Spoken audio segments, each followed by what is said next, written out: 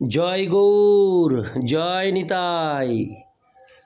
আজ 27শে আগস্ট 2024 ও 10ই ভাদ্র 1431 মঙ্গলবার, শ্রীকৃষ্ণ জন্মাষ্টমী। আজ এই শ্রীকৃষ্ণের জন্মাষ্টমীর দিন আমি শ্রী চৈতন্য চরিতামৃত পাঠ করছি। আজ আমি পাঠ করছি শ্রী চৈতন্য চরিতামৃতের আদি লীলা সপ্তম অধ্যায়, শ্লোক 121। নারায়ণ হে নারায়ণ, ভবভয়হরণম নারায়ণ। শ্লোক 121। ব্যাসের সূত্রেতে কহে পরিণামবাদ, ব্যাস ভ্রান্ত বলি তার উঠাইল বিবাদ। শ্লোকার্থ: বেদান্ত সূত্রে শ্রীল ব্যাসদেব বর্ণনা করেছেন যে সব কিছুই হচ্ছে ভগবানের শক্তির রূপান্তর, কিন্তু শঙ্করাচার্য সমস্ত জগৎকে বিভ্রান্ত করে মন্তব্য করলেন যে ব্যাসদেবের সিদ্ধান্ত ভ্রান্ত। এভাবেই তিনি সমগ্র জগতে আস্তিক্যবাদের মহাবিরোধের সৃষ্টি করেছেন।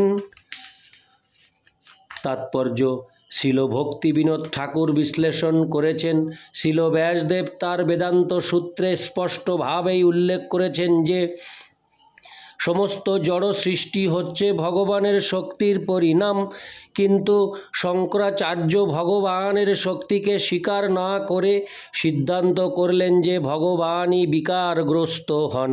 তিনি বেদের বহু উক্তির বিকৃত অর্থ করে প্রমাণ করার চেষ্টা করেছেন যে পরম তত্ত্ব বা ভগবান যদি রূপান্তরিত হন তাহলে তার অদ্বৈত ব্যাহত হবে। এভাবেই তিনি প্রচার করলেন যে ব্যাসদেবের সিদ্ধান্ত ভুল, তাই অদ্বৈতবাদের মাধ্যমে তিনি বিবর্তবাদ বা মায়াবাদের প্রতিষ্ঠা করেছেন। ব্রহ্মসূত্রের 2য় অধ্যায়ের প্রথম সূত্রটি হচ্ছে তদনন্যোত্তমারম্ভন শব্দাদিভ্যো। শঙ্করাচার্য তার শারীরক ভাষ্যে এই সূত্রের ব্যাখ্যায় ছান্দোগ্য উপনিষদ 6.1.4 থেকে বাচারম্ভং বিকারো নামধেয়ম আদি বেদবাক্যের উদাহরণ দিয়ে পরিণামবাদকে দোষযুক্ত বিকারবাদ বলে বিতর্ক করেছেন। ভগবানের শক্তির এই পরিবর্তন বা পরিণামকে তিনি ভ্রান্তভাবে অস্বীকার করার চেষ্টা করেছেন, যা পরে বিশ্লেষণ করা হবে। যেহেতু তার মতে ভগবান নির্বিশেষ, তাই তিনি বিশ্বাস করেন না যে সমস্ত জড় সৃষ্টি হচ্ছে ভগবানের শক্তির পরিণাম। কেননা পরম তত্ত্বের শক্তি যদি স্বীকার করা হয় তখন অবশ্যই পরম তত্ত্বকে সবিশেষ রূপে বা একজন ব্যক্তি রূপে স্বীকার করতে হবে। কোনো ব্যক্তি তার শক্তির রূপান্তর দ্বারা অনেক কিছুই তৈরি করতে পারেন। যেমন একজন ব্যবসায়ী অনেক বড় বড় কলকারখানা ও ব্যবসা প্রতিষ্ঠানের মাধ্যমে তার শক্তির রূপান্তর করতে পারেন, কিন্তু তবুও তিনি সেই মানুষটি থাকেন। মায়াবাদীরা এই সরল তত্ত্বটি বুঝতে পারে না। তাদের ক্ষুদ্র মস্তিষ্ক ও অল্প জ্ঞানের প্রভাবে তারা বুঝতে পারে না যে একজন মানুষের শক্তি রূপান্তরিত হলেও সেই মানুষটির কোনো পরিবর্তন, সেই মানুষটির কোনো রূপান্তর হয় না। সেই মানুষটি অপরিবর্তিতই থাকেন। পরম তত্ত্বের শক্তি যে রূপান্তর হতে পারে সেই কথা বিশ্বাস না করে শঙ্করাচার্য তার মায়াবাদ সৃষ্টি করেছেন। সেই মায়াবাদ দর্শন অনুসারে যদিও পরম তত্ত্বের কখনো রূপান্তর হয় না, তবুও আমাদের মনে হয় যে তার রূপান্তর হয়েছে এবং সেটি হচ্ছে মায়া। শঙ্করাচার্য পরম তত্ত্বের শক্তির রূপান্তরে বিশ্বাস করেন না, তাই তিনি দাবি করেছেন যে সব কিছুই এক এবং সেই সূত্রে জীব ও ঈশ্বর। এই মতবাদকে বলা হয় মায়াবাদ। শ্রীল ব্যাসদেব বিশ্লেষণ করেছেন যে পরম তত্ত্ব হচ্ছেন একজন পুরুষ যার বিভিন্ন শক্তি রয়েছে। কেবলমাত্র তার ইচ্ছার প্রভাবে তিনি সৃষ্টি করতে পারেন এবং তার দৃষ্টিপাতের দ্বারা সব ঐক্ষত তিনি এই জড় জগৎ সৃষ্টি করেছেন। অসৃজত সৃষ্টির পরেও তিনি সেই একই পুরুষ থাকেন, তিনি সব কিছুতে তার অস্তিত্ব হারিয়ে ফেলেন না। ভগবানের শক্তি যে অচিন্ত্য এবং তার আদেশে ও তার ইচ্ছার প্রভাবে যে এই বৈচিত্র্যময় জগতের সৃষ্টি হয়েছে তা স্বীকার করতেই হবে। বৈদিক শাস্ত্রে বলা হয়েছে সতত্ত্বতো হন্যথা বুদ্ধির বিকার ইত্যুদারিত। এই মন্ত্র নির্দেশ করছে যে একটি সত্য তত্ত্ব থেকে অন্য একটি সত্য তত্ত্বের উদয় হলে তাকে অন্য বস্তু বলে যে ধারণা, সেটি হচ্ছে বিকার অর্থাৎ পরিণাম। দৃষ্টান্ত স্বরূপ একজন পিতা হচ্ছে একটি সত্য তত্ত্ব এবং পিতা থেকে উৎপন্ন একটি পুত্র হচ্ছে একটি দ্বিতীয় সত্য তত্ত্ব। এভাবেই তারা উভয়েই সত্য তত্ত্ব, যদিও একটি আর একটি থেকে উৎপন্ন।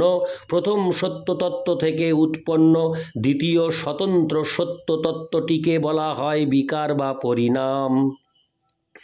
পরম ব্রহ্ম হচ্ছেন পরম তত্ত্ব এবং অন্য যে সমস্ত শক্তি তার থেকে উদ্ভূত হয়েছে এবং স্বতন্ত্রভাবে বিরাজ করছে, যেমন জীব ও প্রকৃতি, এরাও সত্য। এটি হচ্ছে বিকারের বা পরিণামের একটি দৃষ্টান্ত। বিকারের আর একটি দৃষ্টান্ত হচ্ছে একটি সত্য বস্তু দুগ্ধের আর একটি সত্য বস্তু দধিতে পরিণত হওয়া। দধি হচ্ছে দুধের পরিণাম, যদিও দধি ও দুগ্ধের উপাদান এক। ছান্দোগ্য উপনিষদে বর্ণিত হয়েছে ওই তো দাত্তমিদং সর্বম। এই বেদবাক্য থেকেই ব্রহ্মই যে জগৎ সেই সম্বন্ধে আর কোনো সন্দেহই থাকে না। পরতত্ত্বে অচিন্ত শক্তিসমূহ রয়েছে সেই কথা শ্বেতা সত্তর উপনিষদেও প্রতিপন্ন হয়েছে। পরাস্য শক্তির বিবিধৈব শ্রুয়তে। এবং সমস্ত জাগতিক সৃষ্টি ভগবানের সেই বিভিন্ন শক্তির প্রমাণ। পরমেশ্বর ভগবান সত্য বস্তু, তাই তিনি যা কিছু সৃষ্টি করেন তাও সত্য। সব কিছুই সত্য, পূর্ণম, কিন্তু পরম পূর্ণম বা পরম সত্য সর্ব অবস্থাতেই একই থাকেন। পূর্ণাৎ পূর্ণমদোচ্যতে পূর্ণস্য পূর্ণমাদায়। পরতত্ত্ব এমনই পূর্ণ যে যদিও তার থেকে অসংখ্য পূর্ণ বস্তুর প্রকাশ হয় এবং সেগুলি হরে কৃষ্ণ সেগুলি তার থেকে পৃথক বলে মনে হয়, তবুও তার পূর্ণত্ব অক্ষুণ্ণ থাকে, কোনো অবস্থাতেই তার ক্ষয় হয় না। অতএব যথার্থ সিদ্ধান্ত হচ্ছে যে সমস্ত জগৎ পরমেশ্বর ভগবানের শক্তির বিকার। এমন নয় যে পরমেশ্বর ভগবান বা পরব্রহ্ম স্বয়ং বিকৃত হন, তিনি সর্ব অবস্থাতেই একই থাকেন। জড়জগৎ ও জীব হচ্ছে আদি উৎস ভগবান। পরতত্ত্ব বা ব্রহ্মের শক্তির বিকার। পক্ষান্তরে পরম তত্ত্ব ব্রহ্ম হচ্ছেন মূল উপাদান এবং অন্য সমস্ত সৃষ্টি হচ্ছে সেই উপাদানের বিকার। সেই কথা তৈত্তিরীয় উপনিষদে ৩:১ প্রতিপন্ন করে বলা হয়েছে যত বা ইমানি ভূতানি জায়ন্তে। সমস্ত জড়জগৎ উদ্ভূত হয়েছে পরম তত্ত্ব পরমেশ্বর ভগবান থেকে। এই শ্লোকে বর্ণনা করা হয়েছে যে ব্রহ্ম বা পরম তত্ত্ব হচ্ছেন আদি কারণ এবং জীব ও জড়জগৎ হচ্ছে সেই কারণের কার্য। কারণটি যেহেতু সত্য তাই তার কার্যটিও সত্য, তাই তার কার্যটিও সত্য, তা মায়া নয়। শঙ্করাচার্য সামঞ্জস্যহীনভাবে প্রমাণ করার চেষ্টা করেছেন যে ব্রহ্মের বিকার জীব ও জগৎ হচ্ছে মায়া, কেননা তার মতে জীব ও জগতের অস্তিত্ব ব্রহ্ম থেকে ভিন্ন ও পৃথক। এভাবেই কদর্থ করে মায়াবাদীরা প্রচার করেছেন ব্রহ্ম সত্য জগন্মিথ্যা। পরতত্ত্ব বা ব্রহ্ম হচ্ছেন সত্য, কিন্তু জগৎ ও জীব মিথ্যা, অথবা তা সবই প্রকৃতপক্ষে পরতত্ত্ব এবং জড়জগৎ জীবের ভিন্ন অস্তিত্ব নেই। তাই সিদ্ধান্ত করা যায় যে পরমেশ্বর ভগবান জীব ও জড় জগৎকে অবিচ্ছেদ্য ও অজ্ঞান বলে প্রমাণ করার উদ্দেশ্যে শঙ্করাচার্য পরমেশ্বর ভগবানের মহিমা আচ্ছাদন করার চেষ্টা করেছেন। তার মতে জড় জগৎ মিথ্যা, কিন্তু সেটি একটি মস্ত বড় ভুল। পরমেশ্বর ভগবান যদি সত্য হন তাহলে তার সৃষ্টি মিথ্যা হয় কিভাবে? আমাদের দৈনন্দিন জীবনে আমরা দেখতে পাই যে এই জগৎকে আমরা মিথ্যা বলে মনে করতে পারি না। তাই বৈষ্ণব দর্শনে বলা হয় যে জড় সৃষ্টি মিথ্যা নয়, তবে অনিত্যতা পরমেশ্বর ভগবান থেকে ভিন্ন, কিন্তু যেহেতু তা ভগবানের শক্তির দ্বারা অদ্ভুতভাবে সৃষ্টি হয়েছে তাই তাকে মিথ্যা বলা অন্যায়। অভক্তেরাও বিস্ময়কর জড় সৃষ্টির মহিমা উপলব্ধি করতে পারে, কিন্তু এই জড় সৃষ্টির আড়ালে যিনি রয়েছেন সেই পরমেশ্বর ভগবানের বুদ্ধিমত্তা ও শক্তির মর্ম তারা উপলব্ধি করতে পারে না। শ্রীপাদ রামানুজাচার্য ঐতরে ও উপনিষদ 1:1:1 থেকে আত্মা বা ঈদমগ্র আসিত এই সূত্রের উদ্ধৃতি দিয়েছেন, যাতে স্পষ্টভাবে উল্লেখ করা হয়েছে যে পরমাত্মা বা পরতত্ত্ব সৃষ্টির পূর্বে বিরাজমান ছিল। পরম আত্মা বা পরতত্ত্ব সৃষ্টির পূর্বে বিরাজমান ছিল।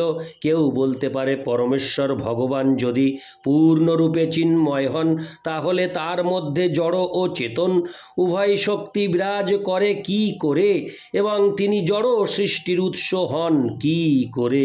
তার উত্তরে শ্রীপাদ রামানুচার্য তৈত্তিরীয় উপনিষদের একটি মন্ত্র 3:1 উল্লেখ করেছেন, যত বা ইমানি ভূতানি জায়ন্তে যেন যতানি জীবন্তি যৎ পর্যন্ত ভীষং বিশন্তি। এই মন্ত্রে প্রতিপন্ন হয়েছে যে সমস্ত জগৎ পরম তত্ত্ব পরমেশ্বর ভগবান থেকে প্রকাশিত হয়েছে, তাকে আশ্রয় করেই বিরাজ করছে এবং প্রলয়ের পর তারই শরীরে লীন হয়ে যাবে। প্রকৃতপক্ষে জীব চিন্ময় এবং সে যখন চিদ জগতে প্রবেশ করে বা পরমেশ্বর ভগবানের শরীরে প্রবেশ করে তখনও স্বতন্ত্র আত্মারূপে তার অস্তিত্ব বজায় থাকে। এই সম্পর্কে শ্রীপাদ রামানুচার্য একটি দৃষ্টান্ত দিয়েছেন যে একটি সবুজ পাখি যখন একটি সবুজ গাছে গিয়ে বসে তখন সে গাছ হয়ে যায় না।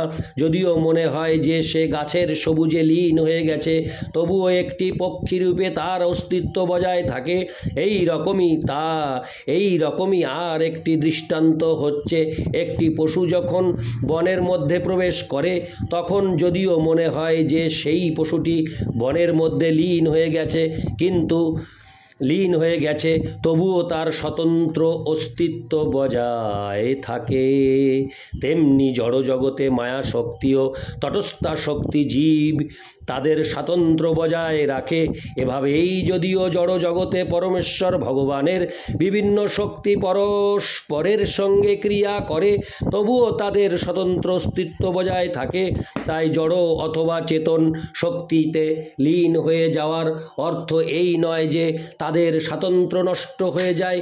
রামানুচার্যের বিশিষ্টাদ্বৈতবাদ অনুসারে ভগবানের বিভিন্ন সমস্ত শক্তি যদিও এক, কিন্তু তবুও প্রতিটি শক্তি তাদের বৈশিষ্ট্য বজায় রাখে। আনন্দময় ভাষ্যাৎ শব্দটির কদর্থ করে শ্রীপাদ শঙ্করাচার্য বেদান্ত সূত্রের পাঠকদের বিভ্রান্ত করার চেষ্টা করেছেন। এমনকি তিনি বেদান্ত সূত্রের প্রণেতা ব্যাসদেবের ভুল ধারণারও চেষ্টা করেছেন। বেদান্ত সূত্রের সব কয়টি সূত্রের এখানে পরীক্ষা করে দেখার প্রয়োজন নেই, তবে একটি আলাদা গ্রন্থে বেদান্ত সূত্র উপস্থাপন করার পরিকল্পনা আমাদের রয়েছে। ইতি শ্লোক 121। নারায়ণ হে নারায়ণ ভবভয়হরণং নারায়ণ লক্ষ্মীকান্তং কমলনয়নং মঙ্গলচরণং নারায়ণ। জয় গৌর, জয় নিতাই, রাধে রাধে, হরে কৃষ্ণ, হরি বল।